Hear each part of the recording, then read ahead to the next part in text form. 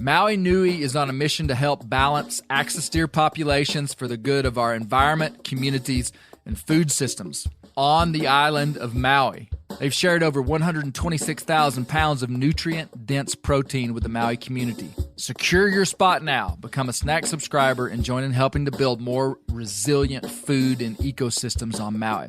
Visit MauiNuiVenison.com. That's MAUI venison.com and use promo code BEAR for 20% off your first order. You know what my favorite text is? A waypoint in the onX Hunt app to a goblin turkey.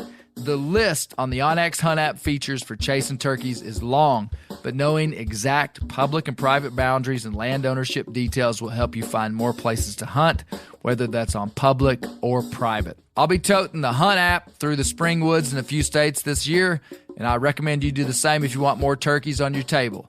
Also, onX has a special offer for you. Use code BEARGREASE to receive 20% off your membership at onxmaps.com/hunt this spring. There's nothing like snook hook sets at dawn or catching a tarpon in the moonlight. Find your next fishing trip made easy on fishingbooker.com and experience the magic of the Sunshine State or any other destination on your fishing bucket list. Book a blue water adventure in search of sailfish or go snapper fishing with the kids. With over 6,000 captains and trips to choose from, planning your next one just got a whole lot easier. Download the Fishing Booker app on the Google Play or App Store or visit them online at fishingbooker.com to book your trip today.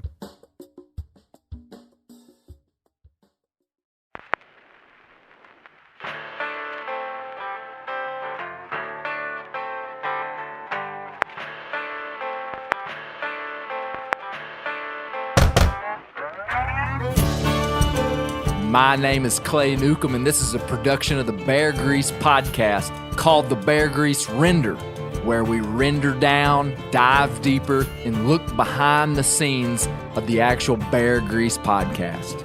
Presented by FHF Gear, American-made, purpose-built hunting and fishing gear that's designed to be as rugged as the places we explore. Welcome to the Bear Grease Render. This is going to be a good one.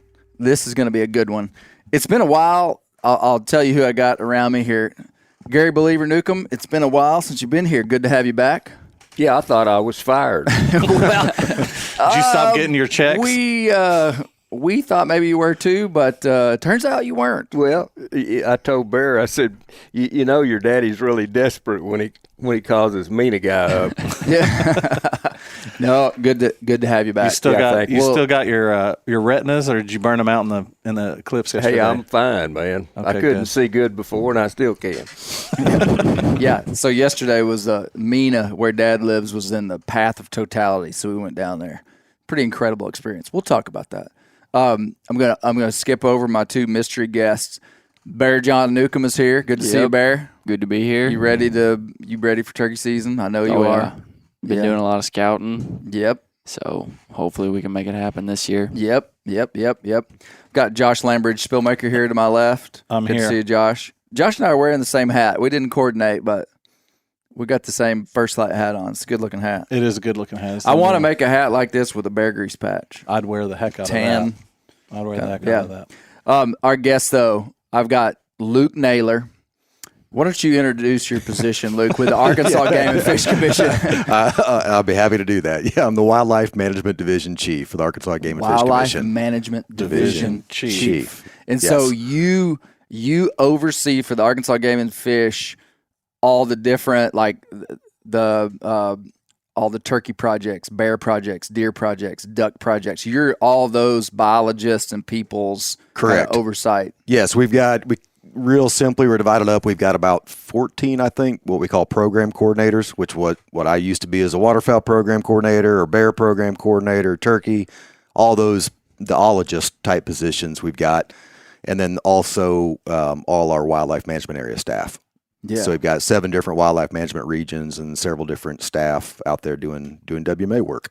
Yeah. Along with a whole lot of other things on top. And you of were the waterfowl biologist for 16 years here in Arkansas. 16 years, yeah. It's almost 2 years now since taking the switch over here to the to an office jockey, I guess, an administrative role. So Did we get you out of any meetings today?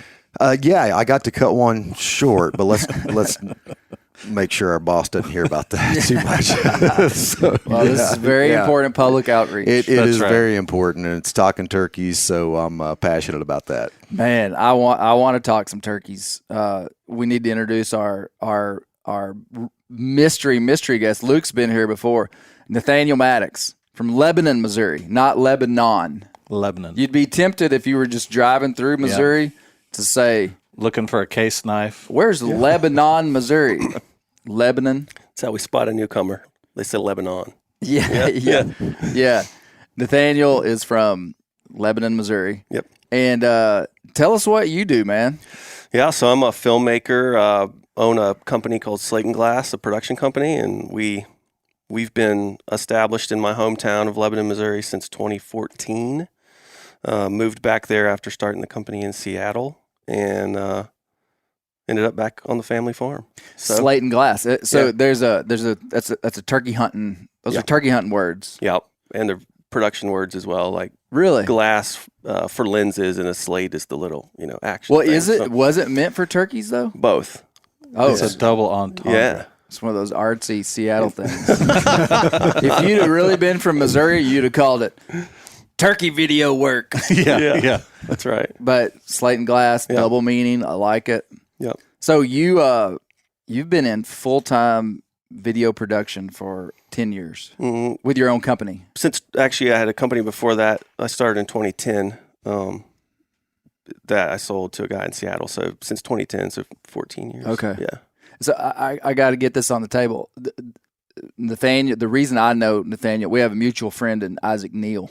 But the main reason that your name has popped up in my world the last 10 days is that your company, you made the film The Colonel and the Fox for Mossy Oak. That's right. Which came out April 4th. Yeah. Last week. Yeah. Yeah.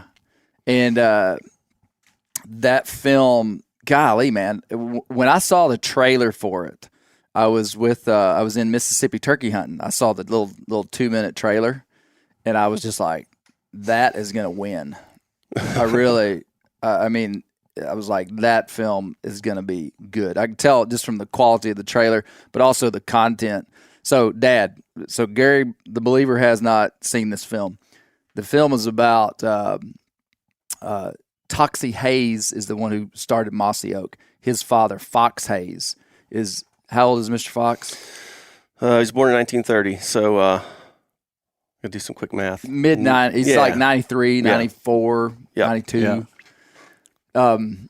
He was – so the film is a documentary about his life, but also the documentary of a man named Colonel Tom Kelly, who they call the poet laureate of turkey hunting. He wrote a book in the 1970s called The 10th Legion, which is an incredible turkey hunting book that kind of shaped turkey hunting culture. Yep. And these two guys are still alive, and they'd never met. But the story is about them, but it's really about their lives and the restoration of the wild turkey and their influence on the restoration. I probably should have let Nathaniel tell me this. Yeah, he probably might have a little more what knowledge. if Nathaniel was my guest? He drove down here and he never spoke. I just looked at him and talked about He's what he actually did. over here mouthing to you I'm what like, to say. I've known Nathaniel for like 8 minutes. Let me tell you about this guy. I mean, he is from Seattle. He's got his what kind of shoes are these? These are PF Flyers. See, okay, Yeah. this is the first. This is the first. Now Bear's in got here. some interesting shoes too, though. That Gary made a few comments about these I'm lacrosse. never the kind guy of with deck boots. cool shoes. ocean Like 'em. blue shoes, but no, Those are cool. So I could talk about Nathaniel. Tell us about the film. Yeah, so really, it's been an overwhelming past week. So trying to figure out where to start. I've been working with Mossy Oak for a while. It's a company that's been important to me since I was a kid because my parents got a satellite dish in 1995, and the first thing I got introduced to was TNN Outdoors, and so on Sunday afternoons there was all of a sudden these hunting shows, and Hunting the Country was one that I gravitated to and watched all the time. So I grew up watching these guys turkey hunt. They taught me how to turkey hunt. I live on a cattle farm. in Missouri, and there's turkeys all around me, but I don't know how to kill them, and my parents don't know how to kill them or hunt them, and so those guys taught me how to do it, and so I have a stack of VHS tapes that I actually recorded. You hit the play and the record button at the same time. Absolutely. And all these years later, Wait a minute, was that a technology hack you just threw on us? there you go.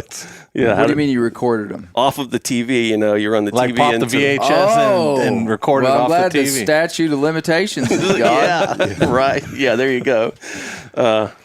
So all these years later, I've been working with the NWTF since 2016, doing a lot of the content for them because turkeys have always been a very, very important part of my life. Turkey hunting has been. Would you say turkey hunting is the main thing you're interested in out in the outdoors? Oh yeah, absolutely. Yeah, That's it. Slate and glass. Yeah, yeah. And I love to bow hunt and do a lot of different things, but turkey hunting is just, for whatever reason, has grabbed a hold of me, since I was a kid. So,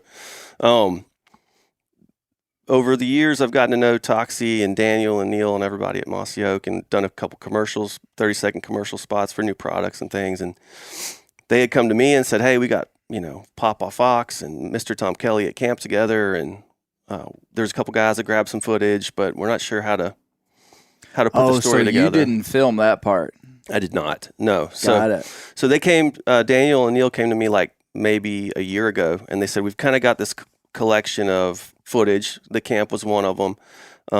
We've had a couple of other interviews with Tom Kelly's daughter and a couple other people, and asked if I would kind of take on the, responsibility of figuring out how to make a story that honored both of these guys."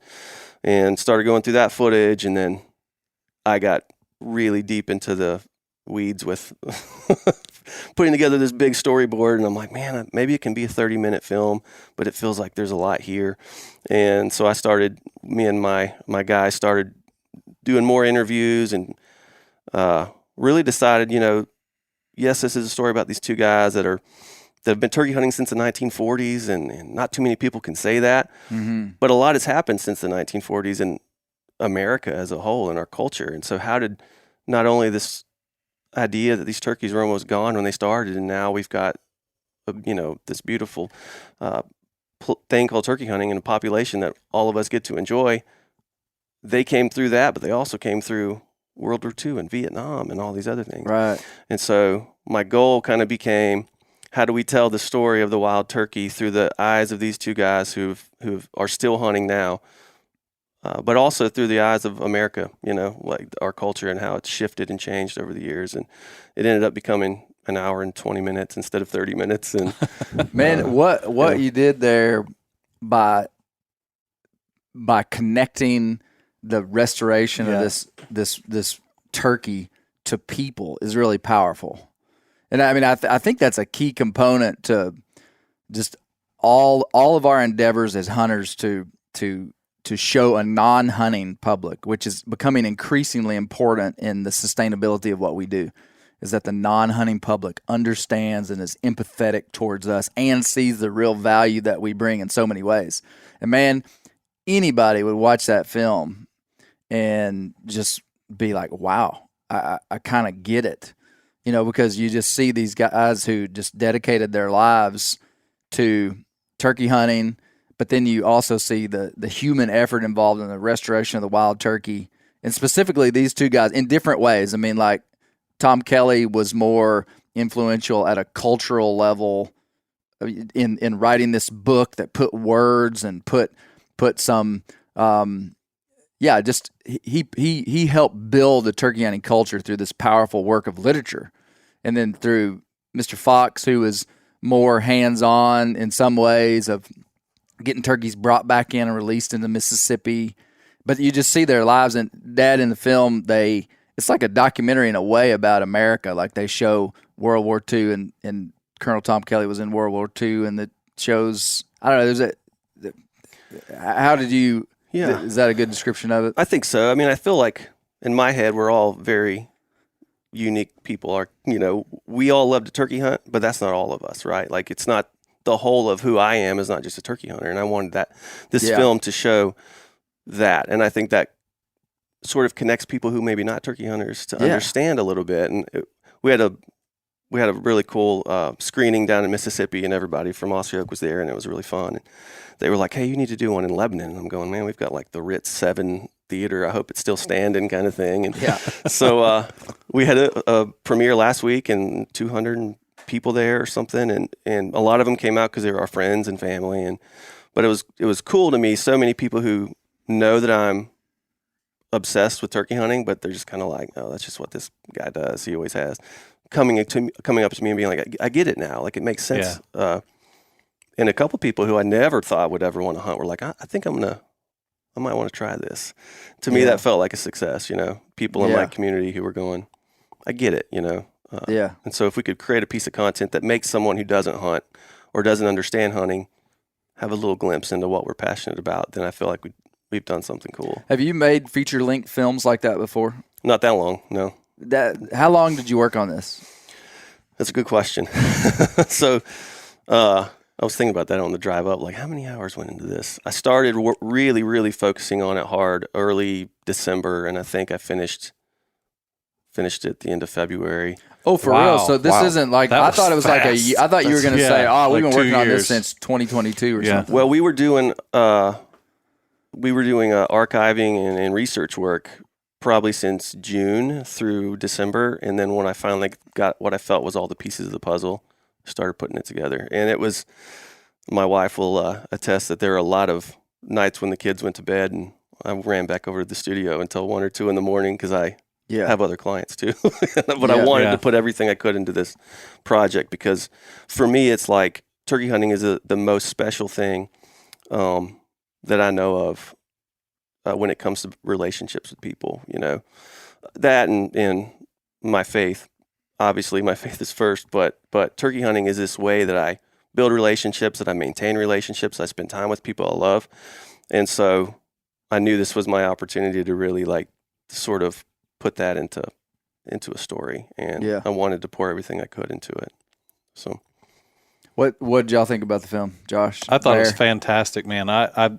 I really appreciated getting to see, because I didn't know all the history of the reintroduction of the turkey. So I love being able to see all that old footage, and you get the impression of you think about market hunting, and then you think about hunting in the around the turn of the century, even into the 50s. That was, you just went out and you hunted, you know what I mean? You hunted anything you could to watch these guys with such a commitment to bring it back in the work. And I mean, even looking at the turkeys that they were releasing, they look so scraggly, you know what I mean? But it's produced this thriving population. Now, obviously population decline in some areas, but we actually have a turkey population thanks to these guys. Yeah, even in the current woes of the Southeast, and specifically here in Arkansas, we still got it pretty darn good.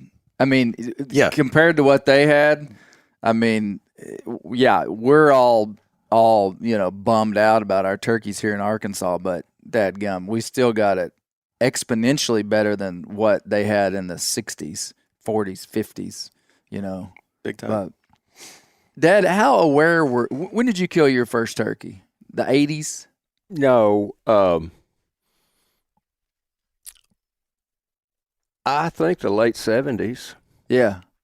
There was that Polaroid picture of you and a guy holding a turkey that I remember being your first turkey. Yeah, it could have been early 80s. How aware were you of the restoration efforts going on? Not too much. It's just kind of like there's turkeys and people are hunting. Yeah. And I took a interest in it and, learned how to call. When you were a little guy, I was always going around the house calling. Yeah.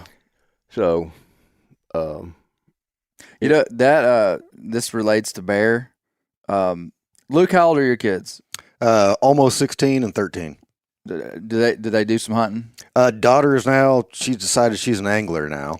Okay. I sent Josh a picture of that little Dry Run Creek trout not long ago. So she got hooked on fly fishing last summer in Colorado, where I learned to fly fish. My son kind of comes and goes on it. We've done some dove hunts, a few duck hunts, and we'll go turkey hunting this year a couple times. He's not tore up with it like Bear seems to be at this point, but there's a spark there. Okay, well, this is the reason I asked you that is when I was a kid, Bear Newcomb, Burritos are ready. It was like I was like in military school to learn how to call turkeys.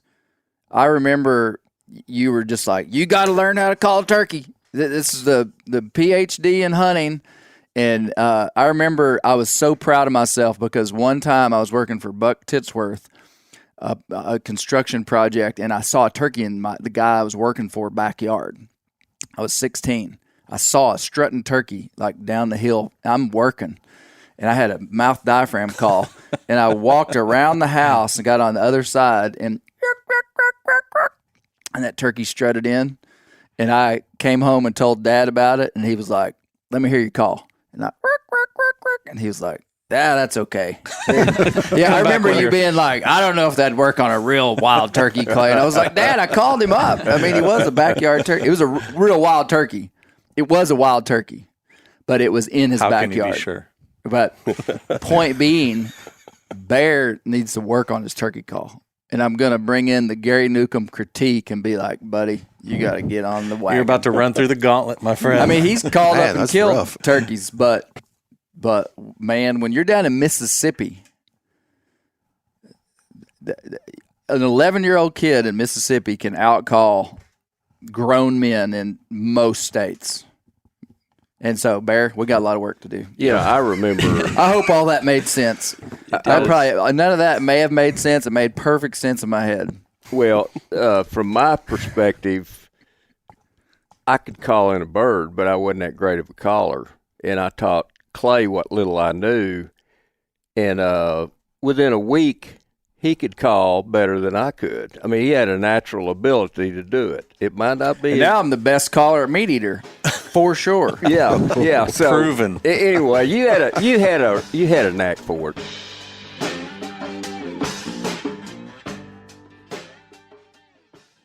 This show is sponsored in part by BetterHelp. It can be easy to ignore our social battery and spread ourselves thin, especially with social gatherings picking up after the winter. What's the right amount of socializing for you? How do you recharge? Maybe you thrive around people, or maybe you need some more time alone. Therapy can give you the self-awareness to build a social life that doesn't drain your battery. Personally, I like to push myself in both directions. I like to have more social interactions than maybe I would naturally want, but I also find time to be by myself and recharge sometimes more than I want. Talking with an unbiased person like a therapist, I think can really help you set boundaries and can empower you to be the best version of yourself. If you're thinking of starting therapy, give BetterHelp a try. It's entirely online, designed to be convenient, flexible, and suited to your schedule. Find your social sweet spot with BetterHelp. Visit BetterHelp.com/Grease today to get 10% off your first month. That's BetterHelp, HELP.com/Grease. Ready to win Mother's Day and cement your reputation as the best gift giver in the family? Give the moms in your life an Aura digital picture frame preloaded with decades of family photos. She'll love looking back on these memories and seeing what you're up to today. Even better, with unlimited storage and an easy-to-use app, you can keep updating mom's frame with new photos, so it's the gift that keeps on giving. And this is not a joke. Juju Newcomb has an Aura frame, and we share photos, and they're incredible. Also, my mother-in-law has one. We have them. They truly are really good, really high quality. The Aura frame is easy to set up. It takes just 2 minutes to set up a frame using the Aura app. It also adjusts the display depending on light levels in the room to maintain the true color of your photos. For real, the digital screen is amazing. Right now, Aura has a great deal for Mother's Day. Listeners can save on the perfect gift by visiting auraframes.com to get $30 off plus free shipping on their best-selling frame when you use code BEAR, B-E-A-R, BEAR. That's auraframes.com. Use code BEAR at checkout to save. Terms and conditions apply. We've all seen plenty of gadgets and fads come and go, but here's one product that stood the test of time: Seafoam Motor Treatment. Lots of hunters and anglers know that Seafoam helps engines run better and last longer. It's really simple. When you pour it in your gas tank, Seafoam cleans harmful fuel deposits that cause engine problems. I'm talking common stuff like hard starts, rough engine performance, or lost fuel economy. Seafoam is an easy way to prevent or overcome these problems. Just pour a can in your gas tank and let it clean your fuel system. You probably know someone who's used a can of Seafoam to get their truck or boat going again. People everywhere rely on Seafoam to keep their trucks, boats, and small engines running the way they should the entire season. Help your engine run better and last longer. Pick up a can of Seafoam today at your local auto parts store or visit seafoamworks.com to learn more. Well, when I go to Mississippi, I don't even call. When I'm around all those guys in Mississippi, Lake Pickle, Jordan Blissett, Keith Polk, I hunted with Brad Ferris the other day, and I just shut up.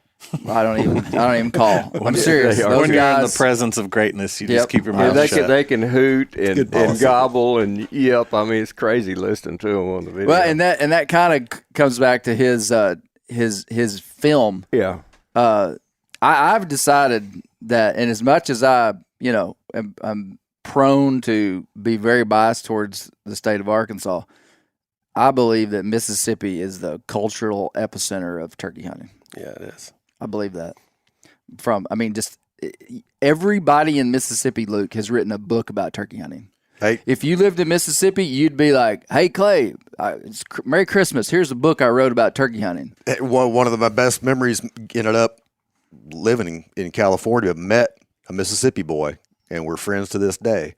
And he introduced me to the Old Pro Turkey Hunter book, which I'd read every season. Once I got to know him, and we turkey hunted together a lot out there in the Coast Range and the foothills and such out there. And that was my first introduction to it was remote, removed from Mississippi, but it was a Mississippi It was guy. a Mississippi boy, born and raised, Wow. and I understood, maybe not fully like you have now, but I got a pretty good taste of what it's like to be a Could he Mississippi out-hoot turkey. with his mouth? Didn't do much owl hooting, no barred owls out there when we were hunting, Okay, but we'd do okay. it anyway because, I mean, they're turkey Just or checking. goblet, whatever. But I'm not going to say that he would win the owl hoot contest, Okay. but I'm not going to denigrate him by saying, like you've done with Bear's turkey calling here, and say that he couldn't pull it off. See, But Dad now's talking good about my turkey hunting. All I remember as a Right, kid was it like, it was no good. Like Never dang, measure cut up. it. Yeah.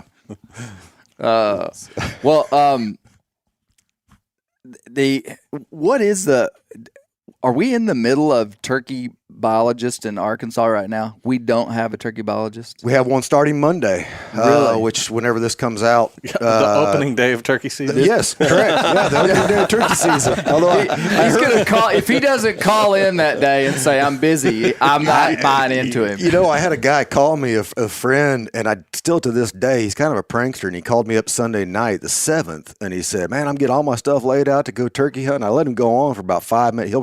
He'll listen to this, and I said, "Man, are you just trying to get a game warden to come find you tomorrow morning?" He said, "What do you mean?" So, well, adult turkey season starts the 15th, not the 8th. Oh, And he said, "Well, I'm glad I talked to you." And I still to this moment don't know if he was just pulling my leg. I really don't know. But yeah, our new guy starts April 15th. He's coming out. He's finishing his PhD at North Carolina State, studying turkeys up in Appalachia. So he'll be green, but he's coming in, and we're ready to have him hit the ground running and keep things going that Jeremy got rolling here for a while. Got a pretty good stable place here with our turkey management program right now. We've had some support to kind of keep things stable, keep our turkey regulations kind of set here for a while. He alluded to it a little bit ago. It's a good place to be, that we definitely are not at a point where anybody's worried about losing the opportunity to hunt turkeys anytime in the near future. We're not going to lose turkey populations again like we did back, nearly 100 years ago, 80 years ago now. But we are definitely in a place, as we all know, that we're in a decline. It's maybe at the bottom of it. Don't know for sure, but it's definitely gotten rougher for everybody, for turkeys and for turkey hunters. But the good news is it's still a lot of opportunity out there, still a lot of turkeys. It's just not quite as a slam dunk. Boy, late 90s. I'm a self-taught turkey hunter too. Nobody in my family turkey hunted, and got passionate about it when I was early teens. and taught myself how to turkey hunt. Probably watched some of the videos you were talking about. Same deal. Primo's True stuff. I don't know when that started coming out, but the same. Yeah. Also from Mossy Oak stuff. Mississippi. Also from Mississippi. It's hard to say now that, boy, we kind of learned when it was easy. Yeah. I think if we're Yeah, honest, true. if we're honest with ourselves, I think we True. did kind of We did. learn when Oh, it was yeah. easy. Yeah. No doubt. Late 90s, early 2000s, boy, it was, when I was going to undergrad at Kansas State, boy, we'd go out and duck hunt in the winter, and it was flocks of 200 plus burrs in every creek bottom, and that's just not the way it is anymore. It probably, if we're honest, probably won't come back to being that, but we're still going to have turkeys. What can you lay out, like, simply what is the turkey? Is there a way to verbalize the turkey management plan in Arkansas? And I mean, can you do that? Yeah, I mean, we're always focused on habitat first, right? Trying to continue. That's a long-term thing. And that's working with Forest Service and private landowners. So in Arkansas, we have quite a bit of national forest, which Game and Fish works with Forest Service on some of that land or all of it. A lot And of then, it. Then we have state-owned land like Arkansas Game and Fish WMAs. Correct, which a lot of that's in the Delta, which is less. It definitely has turkeys, but less so than the western part of the state. Yeah. Which is the hill country. Most of the public land there is national forest land. We got some awesome large wildlife management areas in the Ozarks, some in the Ouachitas as well. They're not that good though. Well, Yeah, don't come. no, don't. I mean, don't come here, but I won't name any names at all because I know better than that. But people still find places to find turkeys on public land, and it's a long-term issue to keep managing habitat. so managing habitat Yep. would be burning. I know Thinning. there's a lot of places where they're planting food plots. I mean, like specifically for wildlife, but turkeys too. Like Right. what would be habitat work that Game and Fish is managing?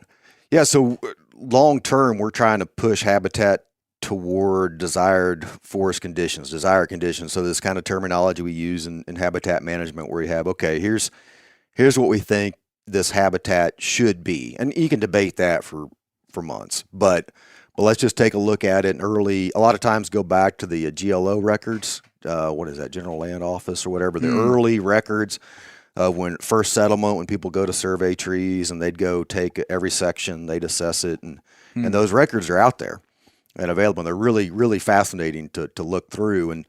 And if you were to summarize it real quickly, it'd say there's just way too many trees, which is funny when you're talking about turkeys, but there's like the whole Boston Mountains you drive through up in northwest Arkansas. I mean, that's a second growth forest that was, the Ouachita records talk about folks driving covered wagons with never having to dodge any trees, right? You take a wagon train through it. It was so open, so much grass cover. So most of our forests are too dense, which support fewer numbers of species. So we're talking about all kinds of critters, not just the ones we like to hunt, but all sorts of different wildlife use this diverse forest ecosystem that had lots of forb and grass and shrub understory with, overstory pine and oak, depending on what slope you were on, and generally just a lot fewer trees and a lot more fire. So the fire, do y'all? So I see quite a bit of fire. I've seen quite a bit of burns going on this spring in national forest.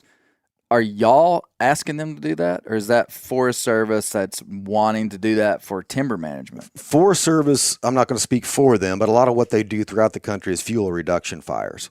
So they have an objective to reduce fuel loading across. So this just kind of happens to be that's good for turkeys too. It can, and it's maximized when there's some sort of forest management practice done in cooperation with the fire. Trees. Yeah, you cut trees. Thin things out, let some grasses grow up, then develop a burn regimen after that. Then you kind of reset that forest back to a more diverse, better, you might say, that's a judgment call, but a little better system for lots of critters. Just burning without thinning has reduced benefit, because it doesn't have the same sunlight on the ground. Yeah. The sunlight means diversity, and the sunlight helps regenerate stuff that may have been shaded out by an 80-year-old oak tree that everybody thinks is a virgin forest, maybe, right? Nobody's ever been here. Human beings never touched this place. Well, most of the records of the Boston Mountains in northwest Arkansas was prairie. I mean, it was. Wow. There's a Pea Ridge National Military Park up here is a good representation of what things probably looked like in the Civil War era. Wide grasslands, open spaces, and most of it was cut over and now just shaded out by too many trees. But that and just trying to maintain. Now that prong one would be habitat. Habitat. It's always habitat. I stopped you there. Yeah. It's always habitat. What would be other things like season dates? Yeah, you try to work on that and try to maintain some stable. We've had what most folks would probably consider later turkey seasons here recently in Arkansas, but some stability in that, so we can start to understand the impacts of different things. Whether it's wet springs, right? We know we had a bunch of them the last 10 years that we know aren't good for ground nesting birds. Yep. But it's hard to tease that out if season structures are changing a little bit. And you're starting to see more states at least talk about and try to implement a later season start, right? More people are going toward that now because we're doing some neat stuff that we can hopefully talk about, 12 to 18 months from now about gobbling chronology, looking at autonomous recording units, ARUs. You hang them up in a tree and they just record sound. And then you can go in, some algorithm finds out, it's a turkey gobble, and you can go check it. So we're going to have unbiased data on gobbling chronology across the state. Can you send me some pins of where? I probably won't do that, Josh, but I'll make sure to screen the data before we write a report on it. Now, that's going to help us understand gobbling chronology because you're really talking about almost on purpose trying to hit the second peak of gobbling for birds, like let birds get through that first peak. It's frustrating as a turkey hunter sometimes. When they're doing their breeding. You hear them doing it, their lek building, their harem building, that whole kind of stuff. Boy, they're noisy. They can be really susceptible to calling at times. Other times, not at all, of course. We all know turkeys. But that's kind of by design, is to make sure all that stuff gets done. Yeah. And then we start going out and removing males from the population. Yeah. So habitat, season structure, is there anything else? And we just keep the monitoring work to try to keep making sure we have contemporary information on what's going on with turkeys. So, we've done gobbler and chronology work over the years. It's funny with a lot of things we've done with like dove call counts. There's been quail and pheasant call counts all across the country for years. It's kind of funny to watch those trends over the years and a bunch of old men going out and doing these surveys. It's funny, those indices drop over time.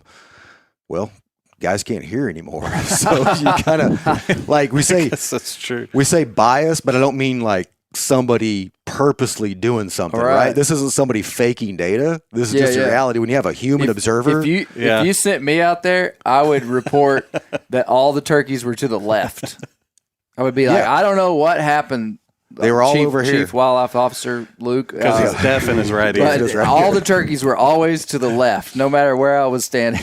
Now we have the technology to remove the human element from it. Yeah. And so, but we haven't done a real gobbling chronology work for, almost 20 years now, where we systematically had people go out and run routes with different levels of hunting pressure, with different habitat types, different ecoregions. So now we're working on this with these ARUs. A lot of states are doing this now, because it's a really cool way to figure out, okay, what is the actual breeding chronology? If you think gobbling chronology means breeding chronology, like what is it really across the country? Because we have all got our own stories we can tell, but this should be really cool for a lot of states across the country to have this information the next several years. Wow. So the new guy starts Monday, right when John Calipari starts for the Arkansas Razorbacks. Yeah, that'll... Well, I'm not sure which one will give him the most press. I think time will tell, right? I had a little scenario in my head when I knew that you were going to be here, Luke. And for those who aren't paying attention to college basketball, John Calipari from Kentucky is now going to come be the Arkansas Razorback head basketball coach. And there was a lot of press about that. There's a lot of mixed feelings in the state about it. And I thought, wouldn't it be something if it was just as big a deal about who the new Arkansas turkey biologist was going to be, in the equivalent of bringing in John Calipari though, for the Game and Fish. And if y'all had a marketing team doing this, you could have created this environment. Like if you'd have brought in like Craig Harper or the Turkey Doc, Mike Chamberlain. Yeah. And it'd be like, whoa, Chamberlain's leaving Georgia and coming to Arkansas.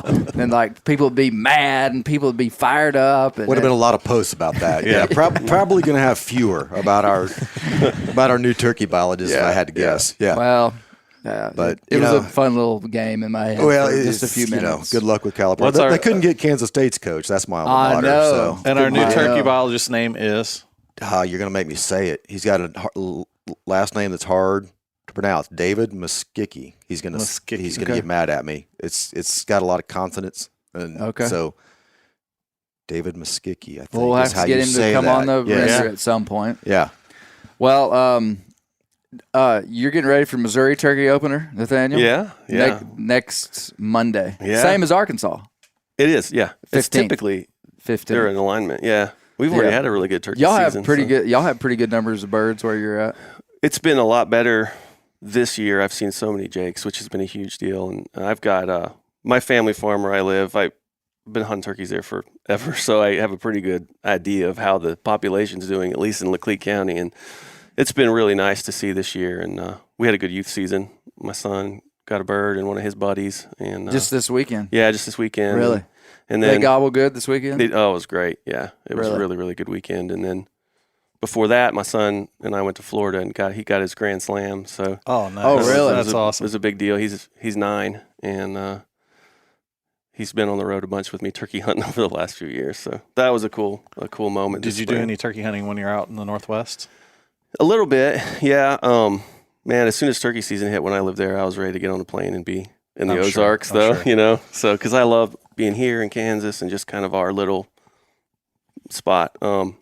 But we go to Wyoming every year, which is my favorite. Oh, really? Turkey hunting in Wyoming? Yeah, Merriam's. We have a spot there that we go, and it's close to South Dakota, but I look forward to that. We usually do Florida and Wyoming, and then wherever else I have to go for work stuff. Yeah. Luke, are you hunting anywhere out of state this year? Yeah, we'll go to we'd kind of make a loop through Missouri, Kansas, and Nebraska. Oh, okay. Yep. Been doing that for going on 15 years. Really? Kansas side of stuff. And I had some work trips that worked out very conveniently several years ago for Nebraska, then took a little break in that. And then, so go back to Missouri. We'll kind of make a whole circuit, go there, hunt for a few days, go up to Kansas, Nebraska, hunt for a few days, drive back. If we want to spend a couple more days in Missouri, we will. Will you get to hunt Arkansas at all? Yeah. Oh, yeah. Will you? Yep. I plan to hunt a little bit next week. Where are you going? And then, good question. Well, I will never answer that question. I joke with a lot of people. Luke, he was like, I was like a deer in the headlights. Yeah, I was like, wait a minute. Yeah, I thought we were what? I thought we had an understanding. Yeah. But no, like two living people know where I turkey hunt, and one of them will go on that trip with me. So. That's how we treat turkey hunting spots, right? So yeah, exactly. But yeah, I public land in Arkansas. Let's just put it that way. Yeah, public land in Arkansas. And then after turkey season, Luke's getting on the boat and we're going to go fly fishing. We'll go fly fishing. Yeah, I'm ready for that. Yeah.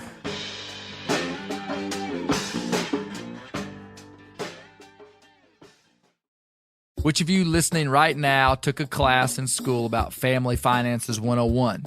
No one? Yeah, me neither. Like the importance of a will or college savings plan or even life insurance or estate planning.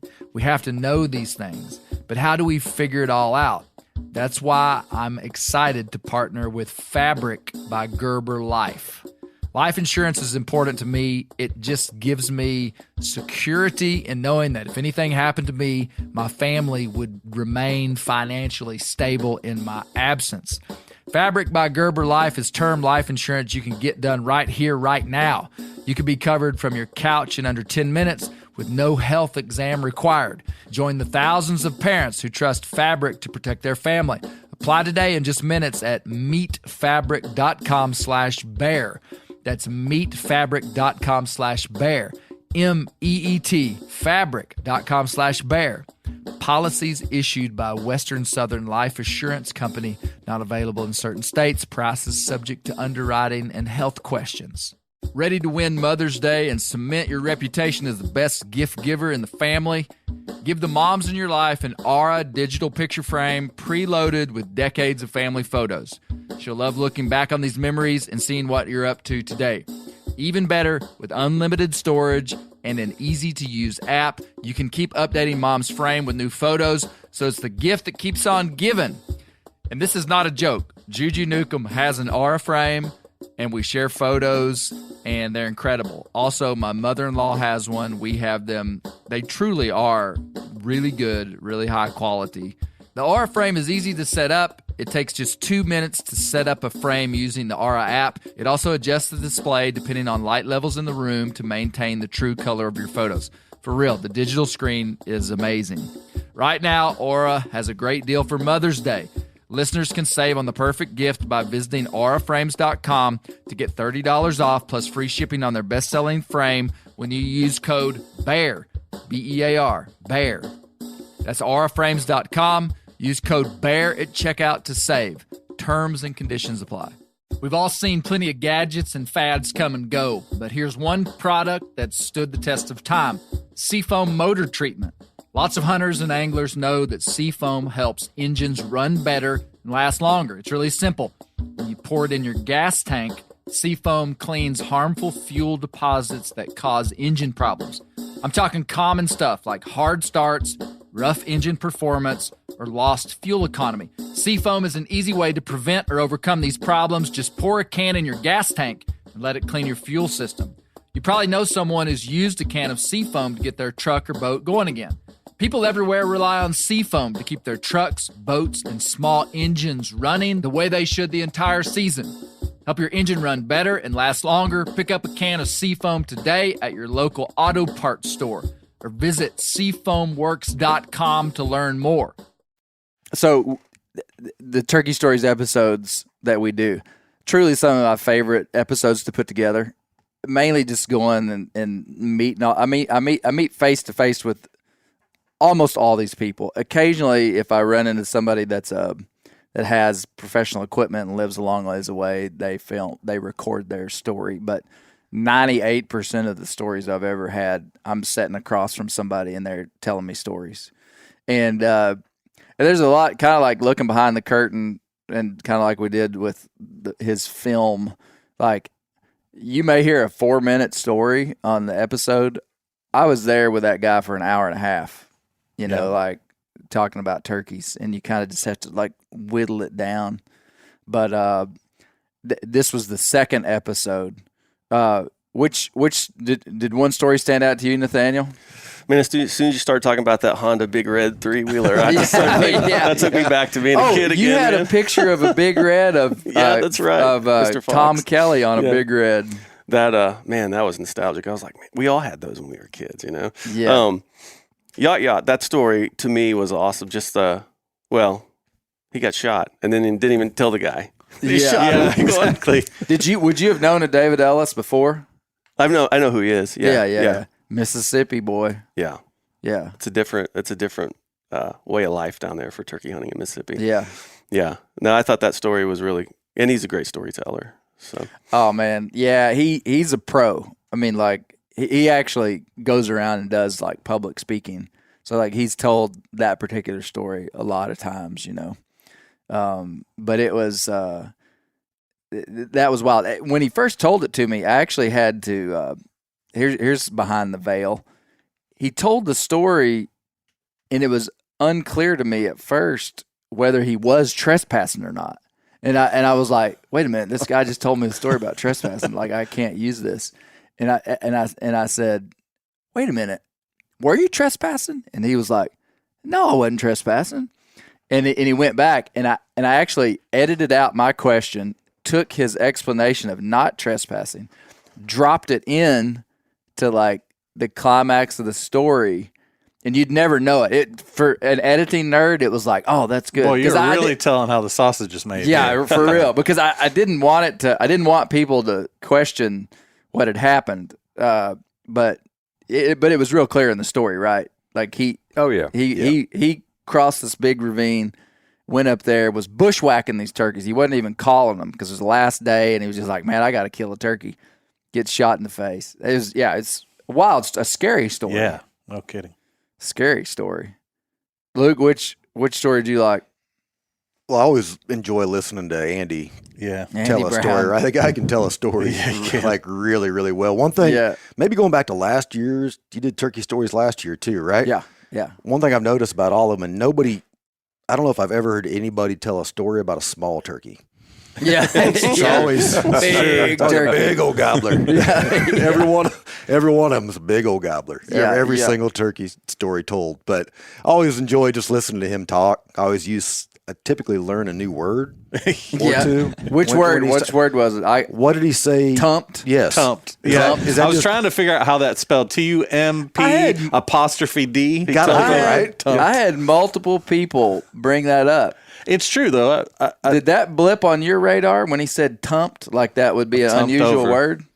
I've heard him talk so much. I think I would just the dialect. Yeah, I didn't. It never even crossed my mind that was an unusual word, and I had many people say they'd never heard tumped over. But man, I tell you what, Andy, I said it on the podcast, but Andy is well, you could be a great storyteller and not be that competent in hunting. That's one possibility, which is fun. I mean, that's great. You could also be very competent in hunting and not be a great communicator.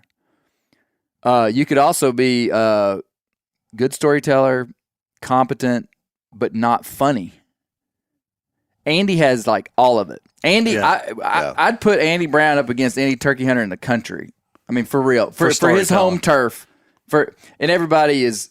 Andy's one of these guys. He's not like hunted all across the country. I mean, he's just dedicated to. You're saying skill wise, just for if you were to say, for where he hunts, you just couldn't be much better. Yeah. I mean, you just send out 100 guys and say, bring back a turkey. I mean, there's people that are as good, but like he's just good. But then he's just a very good storyteller, and his dang laugh. I mean, he laughs at himself. High-pitched giggle. Oh gosh, yeah, Andy, what a guy! What a guy! Okay, I keep going back to Andy's house and saying, Andy, we're going to have to do it again. Turkey story, and he's like, Clay, about run out of them. I go to his house. I heard 3 new stories I've never heard, and I actually held them back. Any one of those stories would have been as good or better than any story that I put on there. I mean, it could have just been Andy's story time. So I saved them for next year. I was like, I'm just going to put 1 on, and then next year I've got 2 in the hopper that are incredible stories. So anyway, Andy, he's a lot of fun. But Dad, which one stood out to you? Well, what impressed me was they were all so good. The first one, I thought, well, this is going to be the best. Then the second one, so all the way through. But Russ Author, I really loved how that came together. I mean, it was unbelievable. In fact, it is unbelievable. But I've heard you talk about him so much. I mean, it happened. Yeah. And then I finally decided that the Yacht and Po Daddy. Po Daddy. Forget the story. Anybody that has those nicknames. I mean, these are the coolest guys I've ever heard. I mean, they got the lingo, and I mean, when Yacht gets to talking, it's like he's in a road race. After they started out, you can't even hardly keep up with it. I had to replay it 3 or 4 times, and I go, man, I was going to try to repeat it in here, but it was just amazing storyteller. Yeah. And when you say he's a pro, you probably wouldn't know it unless somebody told you, but when you really think about what he's saying, how clear it was, how entertaining it was, an amazing guy. Yeah. And have names like, how many people do y'all know that have goofy names like that? I mean, and y'all Po Daddy? And they call Po Daddy because, he's too cheap to rent him. He said, Po Daddy ain't poor. He's just cheap. Like, we save $10 and get a hotel with 1 bed. So I guess Po Daddy was my favorite. Yeah. David Ellis has to be at the top end of natural voice mouth callers. Like his gobble, just him being able to, oh. I mean, there's probably people that are better, but not much better. I mean, I guarantee you he'd be at the top end of with his owl hoot. I actually put a video on the TikTok that got like 1.2 million views, and it was me just standing there saying, "David, gobble, owl hoot, do your yelp," and he can just do it. I love it when guys That's can do impressive. The sound effects added a lot to the story. that. Yeah, yeah. And then the Russ Arthur story. You mentioned it, but I'll rehash it. That was an incredible story. And Russ, oh man, there's never been a straighter string on the earth than Russ Arthur. I mean, I love the guy. I mean, and he such history. He's the one that told the story about his father passing away. His dad, I think, was about. His dad passed away, I think, in 2014, same year Lewin Newcomb passed away. And his dad was just a significant player in National Wild Turkey Federation over in East Tennessee, and was one of these guys kind of like Fox and Tom Kelly, like I mentioned it, but you could have missed it. Russ Arthur said in the 60s when they were trapping turkeys out of East Tennessee, because East Tennessee had some turkeys where they hunted, and that's the reason they had such a hunting culture there. They were trapping their turkeys and taking them away. And Russ said his dad would sit around campfires and evangelize to those guys like, hey, this is good. Because all the guys were like, they're taking our turkeys, just like we do today. Oh, I picked up on that for sure as a somebody who's in the wildlife management field and always need really strong advocates like that, helping us out, but not part of the crowd.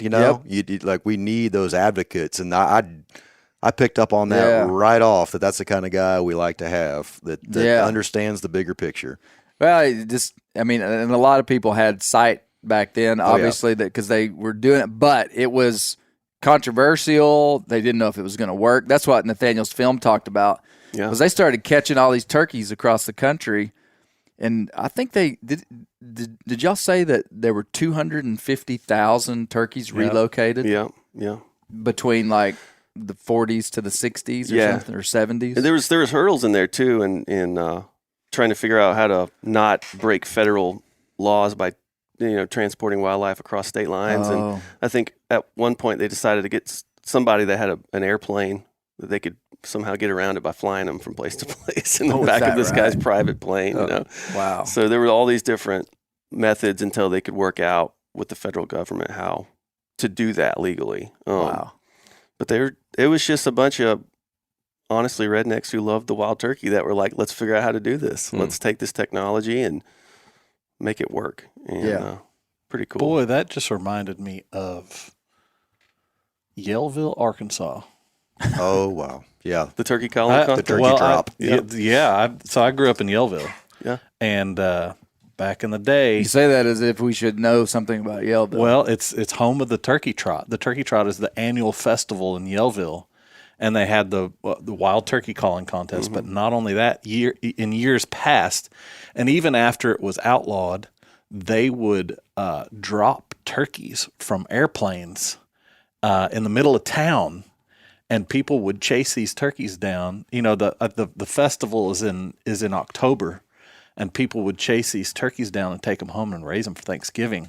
and I mean, turkeys can fly. It really makes me from proud. 5,000 feet, maybe not so much. Yeah. They sort of plummet at an angle, but man, it was a zoo back in the day. You were a part of some of this? I never did it, but we'd go down to the festival and we'd see the plane, and after they outlawed it, they would tape over the end numbers on the sides of the airplane so they wouldn't get busted. Oh, and they kept doing and they would drop turkeys, and you'd see these turkeys and people would try to just catch- run through town trying to get one of these turkeys. Yeah. We looked at doing a story about it because we thought it was a cool cultural thing, but then we learned about the survival rate of the turkeys. Yeah, it was not real high. Y'all wanted to do a film about We that. thought it would be cool, like a little history story. Yeah. Someone brought it to my attention about Yellville, and we dug into it, and they're like, hey, most of them died when they hit the ground. Yeah. Yeah, I like how you described that as I've never heard free falling out of an airplane described as plummet at an angle. That's kind of what they do. They plummet at an angle. It's a good description. And then they tumbled over. Yeah, then they tumped over. Tumped over, yeah. Tumped over.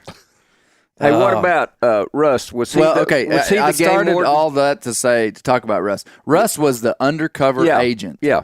That worked Louis Dell and Charlie Edwards back in the 80s Yeah. in Mena, Arkansas. Yeah. That's how I know Russ.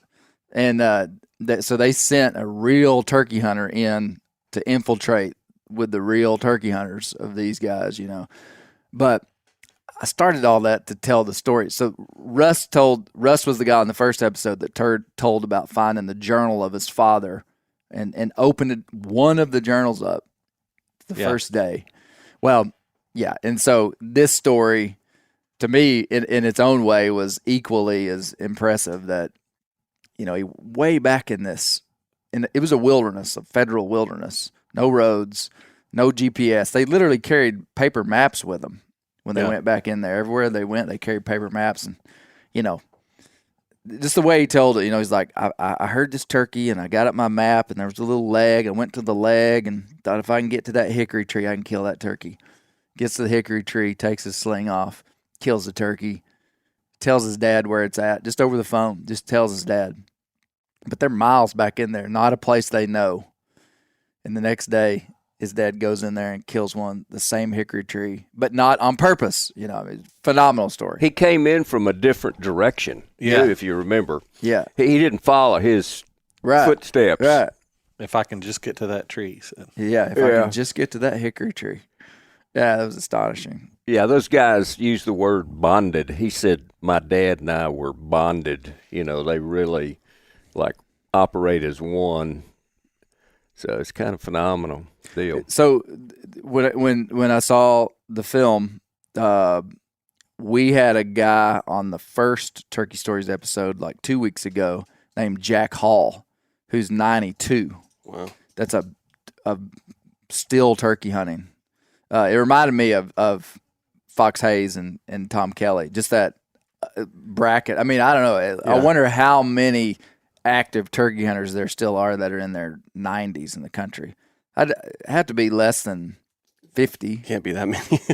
I actually heard about another guy in Arkansas. Somebody reached out to me when they heard Jack Hall. They said there's an old guy where I can't remember where he's from. I'm supposed to go talk to him sometime. But he was in his mid-90s, still in good health turkey hunting. So there's a few around. But when I was listening to those stories, it made me think about, you've got these guys from all over the Southeast, and they all have a different dialect, a different accent. You think some people are like, oh, a Southern accent's a Southern accent, but you could start to see. Oh, yeah. Yeah. And like Mr. Fox and Colonel Kelly, they have a real distinct Florida Panhandle kind of accent. Yep. And it just made me think about and wonder how much longer we have of that, because most of us don't speak like our granddaddies do. I think probably TV and all this cultural stuff that comes to us every day ruins that, right? Because those men grew up and they learned to talk from the people that kind were of around isolated, right? Primarily, other than probably some television, radio, but. Right. But small pockets with different dialects and different accents, and man, there's a time ticking on that. Yeah, I hadn't really thought of it. Tom Kelly has an amazing, it's a foreign, even being from the South, it's a bud. The buds was, how does he say bird? Can you say it, Nathaniel? Boyd. He says it like that, yeah. Oh. It sounds like foghorn leghorn. Yeah. Yeah. Yeah. It's really cool, though. It's unique. Did you do the voiceover? I did. Well, I thought you did. It was going to be a scratch voiceover, and then we just left it. So. Oh, for real? Yeah, we didn't. We never settled on. It was very voiceover soothing. artist. It was very soothing. Thanks. It fit well with the film. Well, we kept looking for somebody, and everybody tries to sound like a Home Depot commercial, And, really? Well, yeah, it's like could have used Speechify and had Snoop Dogg do it. Snoop do it. Yeah. And we never found anybody, and we just decided to stick Snoop with it. Dogg. So. That would have been good. Bear, which one stood out to you? Well, definitely the Russ Been working Arthur on your one. calls? Do you want to call for us and have us all critique it for you? I'm happy to help. Definitely the Russ Arthur one was pretty wild, just that they can go back in there in the same tree, kill Yeah. 2 turkeys. But also the David Ellis one, there's a lot about that story that was like, it was crazy. Like that the trespasser shot 2 turkeys with 1 shot. That was pretty wild to That me. was I didn't pretty wild. realize that like that would happen. And I was unclear, did the trespasser ever know that he shot him? No. So like that guy's still running At around large. and has no clue Yeah. that And I didn't get I didn't go much past just what David told me, but I asked him, I said, did the Game and Fish like go get this guy? And basically nothing ever came of it. Like they didn't even and maybe it's because they didn't have anything, and David just went back to Mississippi and called the landowner. Like David didn't like try to press. He it just wasn't worth it to him. He was just trying to get back home to Mississippi, probably to go back to work, you know. So he just told the landowner, "Hey, there's a dude trespassing, and I got 8 pellets in my face. We're headed back to Mississippi."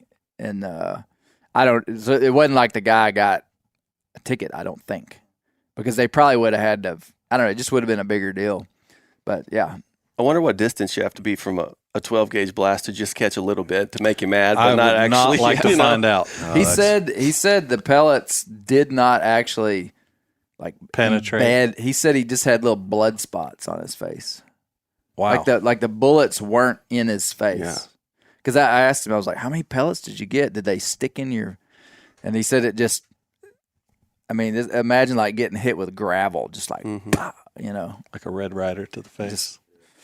Yeah, it was wild. So how did his vision go dark? Did it just like Oh, I think he was Hit just him hard being enough? dramatic. I think he just. He's being a drama queen. I think he just probably flinched.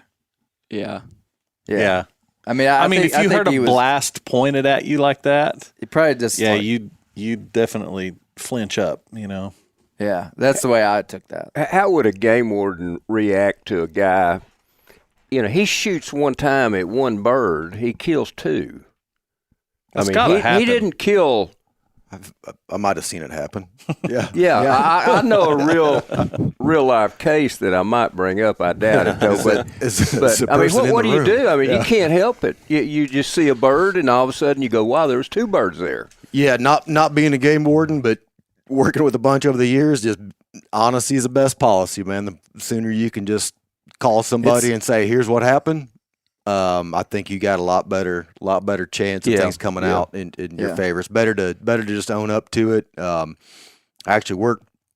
Kansas had a governor's one-shot turkey hunt for years. It was this event held out. That sounds like a good place for 2 turkeys to get killed with one shot. One shot, exactly. It's a great place. And anyway, long story. I got a college scholarship through this thing, this wildlife artist. Anyhow, was guiding another different wildlife artist to go out on the hunt. And we worked all day on these birds. And finally they came in and he took a shot and, 2 went down. Like, well, that's not exactly what they mean by a one-shot turkey hunt. And you've got, he had 1 tag, whatever. And there was a game warden on site for that event. We just it was a unique situation, of course. I mean, it's the governor's hunt, but walked right in and just talked to him and said, "Hey, here's what we're going to do. We're going to salvage tag this one." And He only had 1 tag. he had 1 tag. So the way for Yep. people who might not know, a lot of states have a 2-bird limit, but 1 bird per day. So I mean, technically, it's illegal, and you Right. You're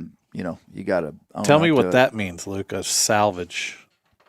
If happens you wanted to if you felt inclined to pick up a roadkill and take it home and process it, I believe one of our game wardens could write you a salvage tag for that. Don't quote me I on that see. 100%. One of them will I listen see. to this and come So the back guy and got to keep both birds, but call one me. of them Well, I was think not. one of them, in that case, I think they just probably donated it to somebody else who was helping with the hunt. I And said, see. "Hey, here you go." But it's not now. It wasn't just kind of in limbo and illegally. There's just an unclaimed bird laying around at this event, right? It's Right. like No, It had to have this is some a tag designation. bird. We've claimed that. Yep, here's what happened. There's a report on it. Like this is what happened in this situation. And we've all. Right. It's been claimed one way Right. or another. Yeah. That's an honest mistake that happens sometimes. One of our game wardens in Missouri did it and wrote himself a ticket. And Is that right? Yeah, it was in the newspaper. It just happens. Wow. You turkey Yeah. out long enough, one of them's going to have a head But there's come up also wrong. there's also times where people know that they can just report it, and I don't know. I've seen that happen a few times. My son, I've trained him pretty good on making sure those birds aren't too close. And we were on our trip to Florida, and there was 7 birds that came in this giant group. Wow. And I'm like, "Are you ready?" And he's like, "Too close together, Dad." I'm like, Oh, "You're attaboy. a patient kid." It's So good, boy. It's good. It's tough to wait. it Yeah. is, but I think it's really important because It you're is. getting a wad of 7, and you could take out a big bunch of turkeys with one Yeah. load. It's tough. Yep. So, You know, you So- almost have to write a ticket if you see a guy with 2 turkeys. I mean, Yeah. I could understand it really, because you start letting people go, and anyway, it can get out of hand. Josh, which story was your favorite? You And hadn't gone yet, I know, have you? no, we've talked about most of them, but I love You listening to can't. Andy You Brown. can't pick Yacht or Russ Arthur. I love listening to Andy Brown. I mean, the whole tumped over thing, and as soon as he said it, that whole motion of tumping over, You get it. You get it, yeah. And so I love listening to him. He does such a great job with the whole buildup of everything. He's describing this bird behind the tree, and you can just see this mental picture of exactly what's going on. And you got him, you picture him with that gun leaning over and just Tumped over. yeah. So I think that was the one that I really enjoyed the most. It was funny when he said, anytime you're telling the story and just something unusual happens, like he was like, we had to wear a suit and tie to work that day. Yeah, and so I exactly. went out and I was in my black slacks, white shirt, Tie. black tie. And then, just the details of, I saw a little piece of plyboard out Yep. there. I wanted to sit on it. And then the other time he laughed was when he said the next morning when they went in on that turkey, and that turkey apparently had flown up. Like within 30 yards of where he Right. was sitting on that plyboard, and it took me a time or two to listen to it, but he said he looked over and he saw the plyboard, and he was actually on the side of the turkey. Oh, Do you see what I'm saying? Yeah. Because if he'd have been 30 yards on the other side of the plyboard, he'd have been about 60 yards from the Right. turkey. I think they were like 20 On the yards. turkey. Like he said, that turkey was right above us. Blew his head off. Yeah. Oh, that was funny. Yeah, I'd have to say the 3-wheeler one was fun, and Yeah. 2 3-wheeler wrecks at one time. That makes me want to do a film, Nathaniel, of turkey hunting off big red 3-wheelers. Yeah. How cool would that be? I love it. What if we had we're going to give away a great film idea. Yeah. But what if you had all your turkey hunting buddies, like 5 of you on big red 3-wheelers?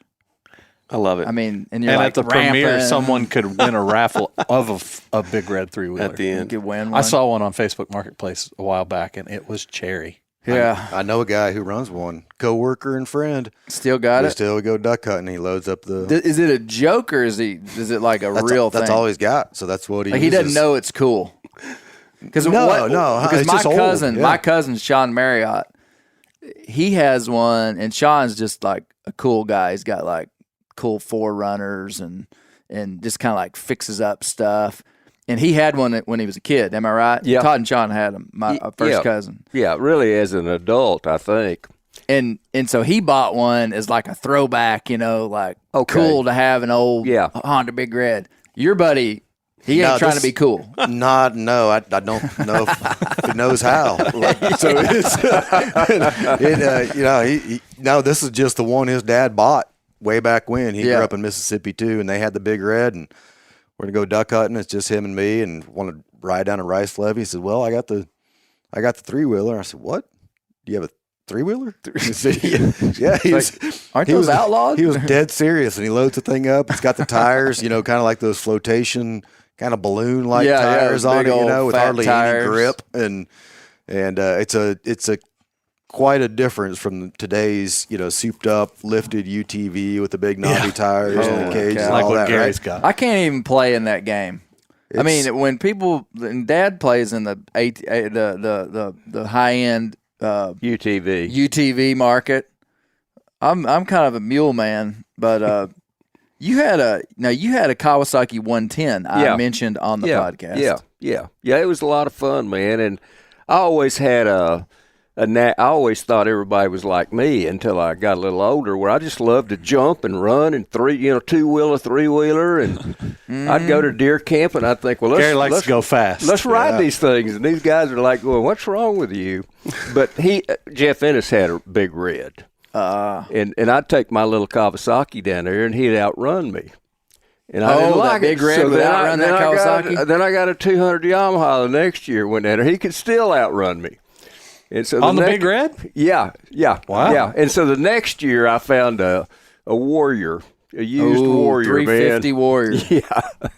So I took I remember a turkey. There's a picture of you with a turkey laid across that first Yamaha 350 Warrior that you had.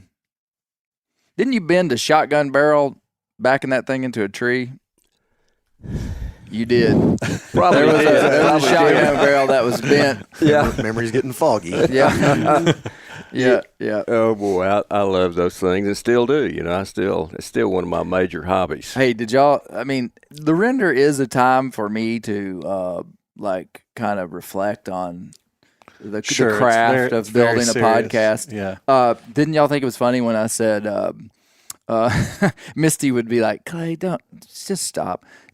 When I said it was like a middle-aged man in the 1980s walking into a Honda dealership to buy a Big Red. Do you remember when I said that? Y'all don't remember that? I do remember that. It was funny, wasn't it, Luke? It was funny. Yes. It was funny. Sure. It was thanks, Luke. Yeah. Luke, you're the favorite I was saying, I can't even remember what I was saying, but it was funny. Go back and listen to it, folks. Yeah. I was saying someone got suckered into something. Like a middle-aged man in the 1980s walking into a Honda dealership to buy a Big Red. A middle-class man. You had to be middle-class to own one of those. You're talking about a turkey coming in. Maybe so. Yeah. Maybe so. Yeah. Was the Big Red a pull start? Oh, yeah. It was a pull start, I wasn't it? think so. I don't really The remember. 110s, I think, were all pull start. Yeah, I've watched that one be pull started in the last couple of years. Yeah. It fires right up and it purrs. Yeah. It sounds great. It's amazing. Wow. Well, they're pretty cool. Wow, 7-minute lull. Well, Nathaniel, where can people watch your film? It's on Mossy Oak's YouTube channel.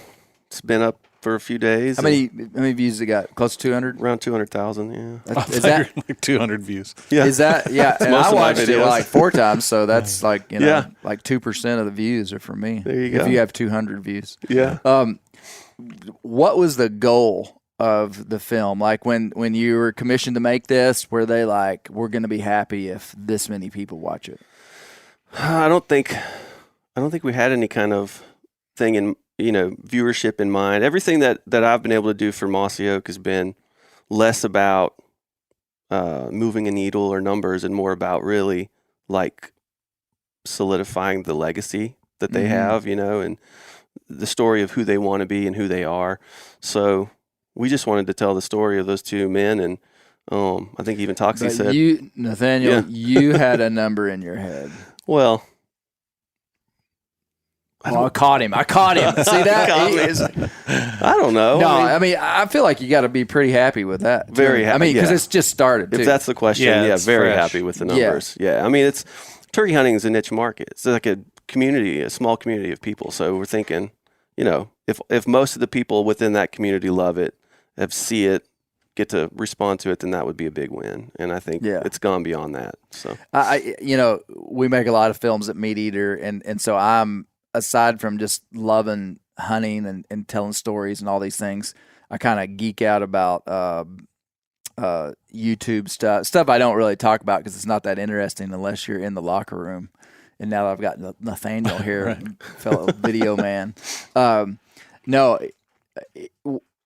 When I first saw it, I knew it was going to be incredible. I wasn't sure how. I mean, I'm not going to say I didn't think it was going to do good, but it's just hard to. There's so many variables. Like you put that film on a small YouTube channel, and if it's the best film in the world, it still doesn't do good because it doesn't have a huge YouTube audience that it's feeding it out to. Yeah. Also, there's always this thing about a shorter film versus a longer film. Is it intimidating for somebody to start off watching an hour and 20-minute film? So I was kind of thinking, I wonder how it's going to do. And I was rooting for it big time by watching it and telling people about it. I thought it was a big win that after a week it's got 200,000 views. It's a huge win. And for me, my work is always slower paced, and sort of in our social media climate right now that is not attractive in a certain way to people. Really? So when you were making the film, you felt like you were kind of bucking the trend of just fast-paced stuff.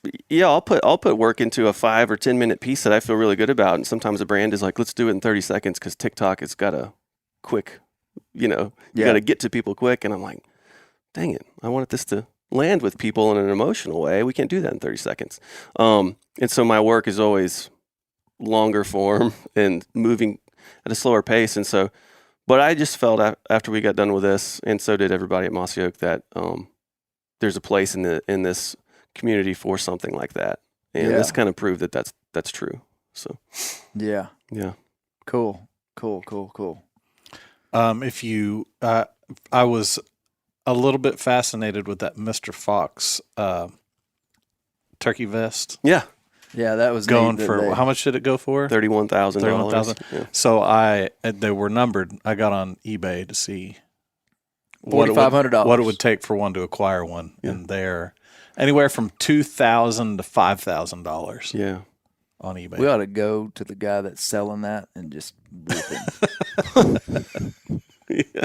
We're coming after you. I mean, you don't get that vest and sell it, do you? Am I wrong? You Bear? shouldn't.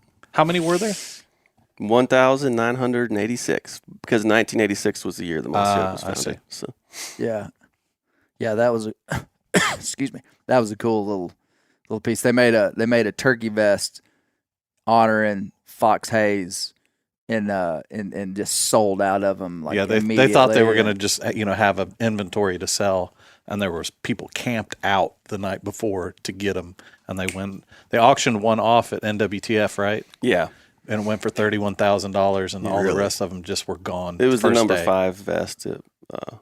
That's why one of the reasons why I went for so much, because it was all the top 20 of them were given to close family and stuff, but the number 5 was reserved for the Grand National Auction. Hey Barry, go get my turkey vest right there. I want to show y'all this.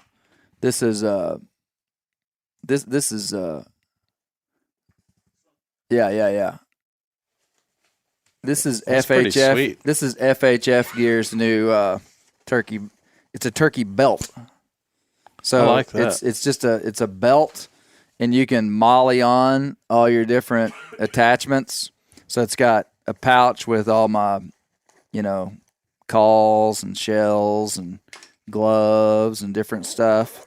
But it's on suspenders, and then I'm getting a little backpack attachment, just a small backpack attachment. But it's just like ultra light. I'm talking a pretty turkey sweet. vest. Turkey hunters are big into turkey vests.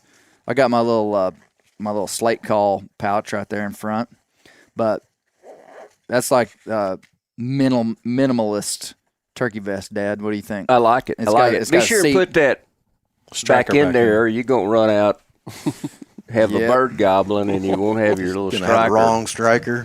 Yeah, That's right. It's not Hey, I good. like that. That is Yeah, really that's neat. nice. Yeah. Well, Luke, closing thoughts. What do you want to tell us about the Game and Fish? Tell us everything that we need to know about Game and Fish in 10 seconds. Everything. Thank you for your support. I think just turkeys are in a state of flux. We all know that as turkey hunters. And I think it's just, as a turkey hunter myself and a wildlife biologist, it's kind of, we're all just going to have to work through this together. Yep. Like, we're in a new reality, I think. And so I just think it's a time for everybody to kind of work together on it, realize that the new normal is different maybe when a bunch of us started out turkey hunting in. Yeah. And but it can still mean it's good. It can still mean it's sustainable for a really, really long time. And so we're just going to have to keep pushing through if there's things we can solve, we'll work on solving them together. Right on. Right on. Well, good to see everybody. Nathaniel, thanks for coming. Luke, thanks for coming. Thank you. All the regulars, thanks for coming. My dad should probably get an award. He drives further and more often. When Brent's here, Brent drives actually a little bit further than Dad. Yeah. You'd get second place. Yeah, second. You get second place. Yeah. But, no, great conversation, guys. And, yeah, check out The Colonel and the Fox on YouTube, Mossy Oaks YouTube channel. And, yeah. Thanks for having me here. Awesome, guys. Yeah. We'll see you next time.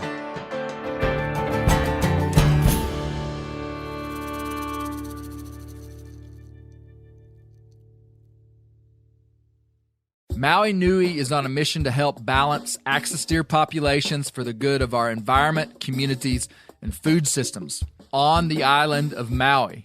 They've shared over 126,000 pounds of nutrient-dense protein with the Maui community. Secure your spot now. Become a snack subscriber and join in helping to build more resilient food and ecosystems on Maui. Visit MauiNuiVenison.com. That's MAUINUI venison.com and use promo code BEAR for 20% off your first order. This show is sponsored in part by BetterHelp. Around New Year's, we get obsessed with how to change ourselves instead of just expanding on what we've already done right.